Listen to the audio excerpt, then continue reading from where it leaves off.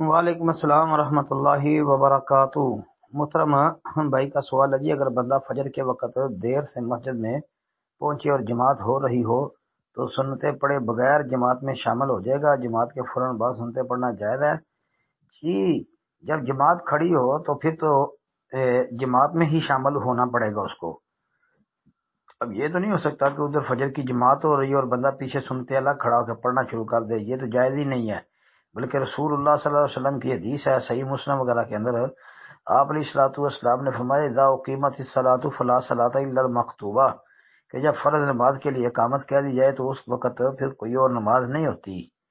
جی، یہ تو بالکل صحیح حدیث ہے۔ اب اس طرح کوئی اگر جماعت آگے کھڑی ہو فجر کی اور پیچھے بندہ سنتے پڑھنا شروع کر دے تو بھائی ہماری تحقیق میں وہ سنتے ہوں گی ہی نہیں، سنتے ہوتی نہیں ہیں۔ جی، باقی یہ نماز کے فوراً بعد پڑھنا بالکل جی پڑھنا جائز اور درست ہے، اس میں تو کوئی حرج والی بات ہی نہیں ہے۔ یہ کون سا نماز کے فوراً بعد وقت ختم ہو گیا کہ اب سنتے نہیں بندہ پڑھ سکتا؟ پڑھنی تو ویسے پہلے چاہیے نا، افضل بہتر یہ ہے جماعت سے پہلے بندہ اٹھ جائے اور سنتے پڑھے، اور اگر کسی وجہ سے بندہ لیٹ ہو گیا ہے تو پہلے نہیں پڑھ سکا تو جماعت کے فوراً بعد پڑھ سکتا ہے۔ وہ ایک روایت آتی ہے نا سنن دار قطنی کے اندر، اور کئی کتابوں میں آتی ہے، اگرچہ وہ روایت کے تحقیق میں مختلف تحقیق ہے محققین کی، بعض محققین اس کو ثابت سمجھتے ہیں، بعض محققین کلام کرتے ہیں۔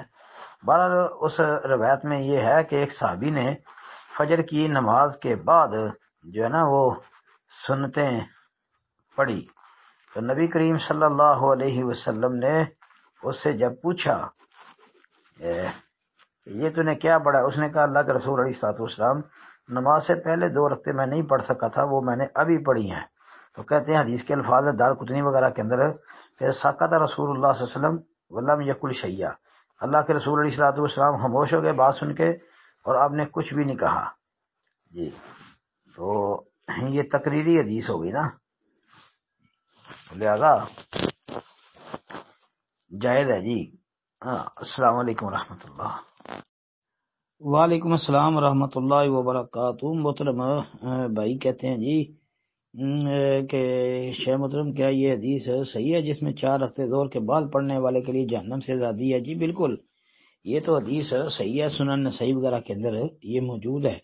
نسائی کے اندر 1817 نمبر پر، یعنی 1817 نمبر پر، اس کے علاوہ کئی کتابوں میں آتی ہے جی۔ ام المومنین ام حبیبہ بنت ابی سفیان جی وہ حدیث کی راویہ ہیں، ان سے مروی ہے، کہتی ہیں کہ رسول اللہ صلی اللہ علیہ وسلم نے فرمایا من حافظ علی 4 رکعات قبل الظہر و 4 بعدها حرمہ اللہ تعالی علی النار۔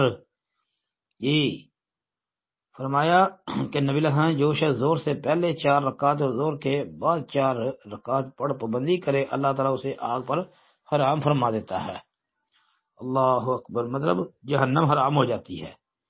یہ صحیح حدیث ہے جی۔ السلام علیکم ورحمۃ اللہ۔